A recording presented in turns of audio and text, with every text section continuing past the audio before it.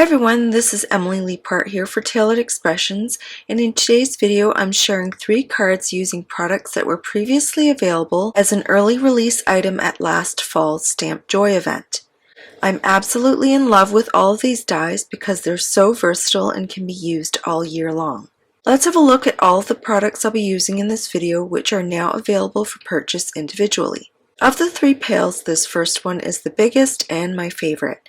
It reminds me of those outdoor beverage tubs, and that's why I made mine in silver. The other 2 antique pails are beautiful vintage shapes, and I love the asymmetrical edge and more traditional vase-like qualities of these 2. The Garden Variety Bouquet Builder provides the stems for a bouquet and a bow for a nice finishing touch. Finally, the Garden Variety dies are a must-have, with 7 different styles of colors, 6 styles of leaves and foliage, as well as flower centers. With so many sizes and styles, no 2 flower arrangements would be the same, especially when you throw in color variation. You can see in the dies that there are so many details, which also means you can add dimension just by lifting those inner petals. Also part of this release are gold matte and silver matte enamel dots. I was so excited to see these because they're classic and I can see myself using these on just about every card. Let's start on my cards. The first thing I did was cut out all 3 pails from both silver and gold foil cardstock. Initially I wanted to make at least 1 card in gold and 2 in silver. In the end they all have silver pails because I just thought the color combo looked better with silver. It takes me forever when it comes to flower arrangements, both real and on cards, so I worked ahead off screen and created 3 different arrangements with scrap paper. This allowed me to know how many colors I would have to use. Then I die cut each of those flowers in 4 colors: lavender glaze, eggplant, saltwater taffy, and spearmint. I also cut all the leaves in 3 colors: mint julep, Granny Smith, and cilantro. I thought the stems would work best either on their own with the bow or in the tallest pail. I added leaves and foliage to each of the pails accordingly, making sure to have every color represented in each of those arrangements. I love how each pail shape lends itself to different styles of arrangements, and since I had prepared them ahead of time, it was really a matter of deciding which color was going where. After I was happy with the arrangements and color choices, it was time to assemble them. I used a combination of a tape runner, double-sided tape, and liquid glue to keep the pieces together.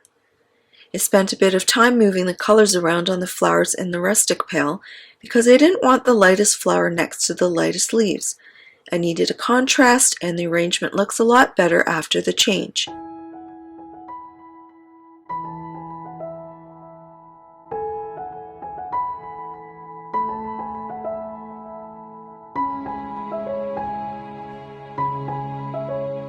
I used small foam squares to give those 3 flowers a bit of dimension.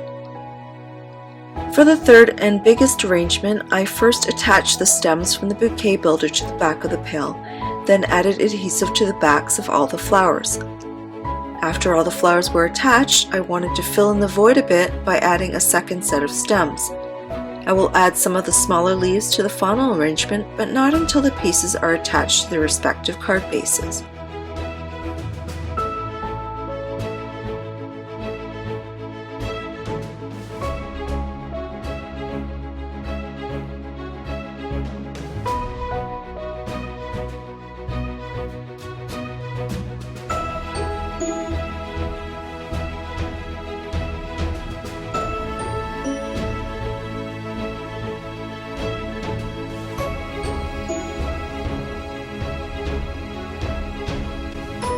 Off screen, I've prepared the card bases and layering pieces for each flower arrangement.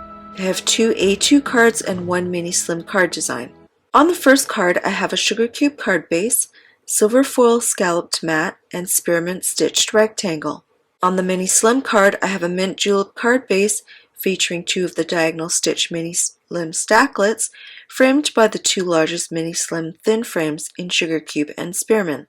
Both mint julep and spearmint were not featured in this particular bouquet, so this was my example of incorporating those 2 colors. On the last card, I have a spearmint card base with a mint julep frame cut from the Frame and Frame 2 cutting plate, and a sugar cube insert with beautiful details from the diamond's piercing plate. After all the cards have been assembled, all I need to do is add leaves to the mini slim card, embellish the cards, and add sentiments.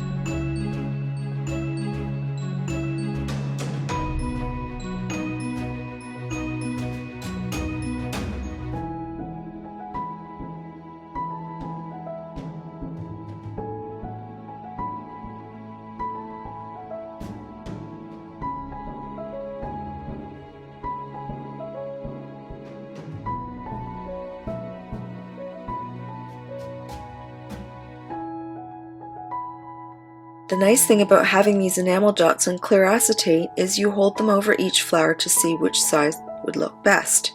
I like using the tip of an X-Acto knife to transfer the dots, and I never press them down permanently until I'm absolutely sure they're where I want them to be. Just as I have trouble with floral arrangements, I have a similar problem when it comes to embellishments, so I need to be able to remove or move them.